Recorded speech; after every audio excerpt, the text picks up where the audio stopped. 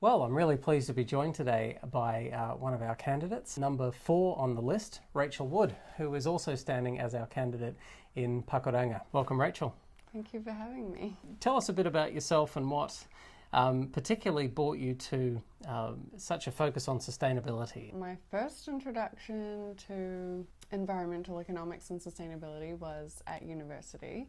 I studied business and a lot of it was about ethics. I was introduced to this whole idea of sustainability there and realized that it's really important and that we really need to focus on changing a lot of the ways that we do things. So I went on to do my master's in environmental economics, looking at our ecological footprint. That's where I first sort of found my passion.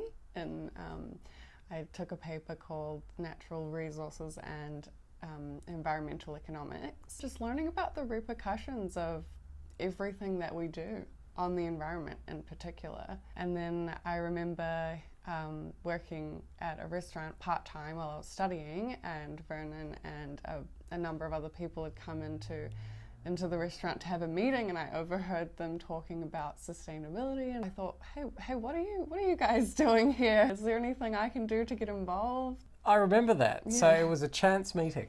We just happened to be at a bar. Next thing you know, you're on the party list and standing for Parliament. I mean, ultimately, the whole world is moving towards more sustainable practices, and it's just about getting involved and being a part of that movement and doing what I can. If you were to list a top, maybe a couple of priorities. I think the main thing for me would be to design out waste. So really starting from the development process of any goods or anything, making sure that we have a plan for the product. It's not just a linear process, it's actually a circular process. So I think that would be my top one, is to design out waste so that we don't have to, there's reduce, reuse, recycle, but we could redesign. I think biodiversity management is another really important concept for me. So making sure that we are preserving our land.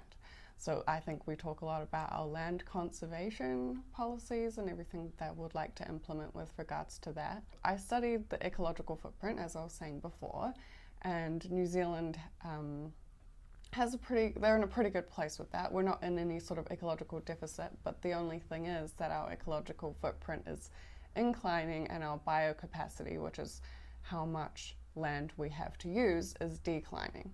So we really need to preserve that biocapacity so that we aren't using more resources than we have available. Obviously, you're educated in this area. It's something you've given a lot of thought to. But what made you think, all right, I'm going to take that next step and I'm going to actually put myself out there as a candidate for a political party? I think I wanted to put myself out there, but also just get some of the ideas out there. It's a great platform for communication.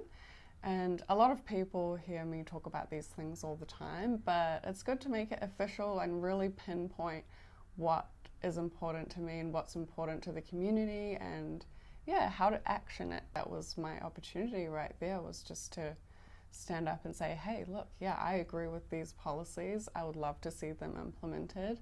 So why not be a representative for them? What I think is important from now is that we really work on this economic development and social development with the environment as our base.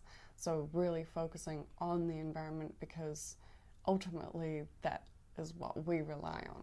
I think a lot of social and economic development problems could be solved through land conservation and using our resources more effectively. The housing crisis and all sorts of things, if we all just pulled together and focused on what's important. Having a home and having land and having security. I feel like the environment is it's the most important factor in my eyes for all of these issues. Because without that, there's nothing else.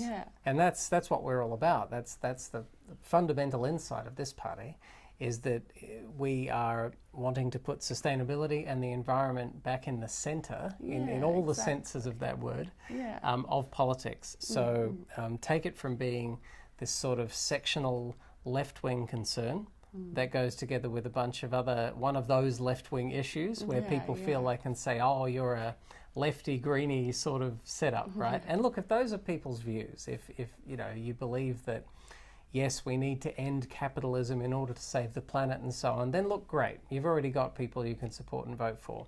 But for the much larger group of people, I think, who do care about the environment, and who do actually want to see that at the centre of government, whether it's a Labour-led government or a National-led government or whoever it might be, that we're actually in a position where that is central, that we don't have this pendulum swing of one side saying, oh, look, we'll do all this stuff, we'll be really focused on this, and then the other side knowing that, well, that's fine because, when our turn comes, we'll reverse all of that, so we end up with this sort of very slow and incremental process as each side pushes back against the other.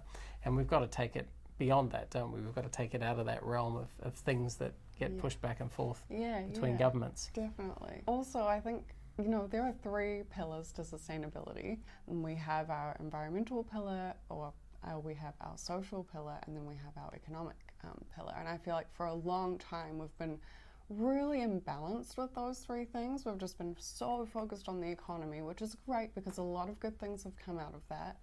But now it's time to sort of bring that social and environmental aspect right back up. And because we have neglected that focus on our environment for a long time, maybe we just need to prioritize that now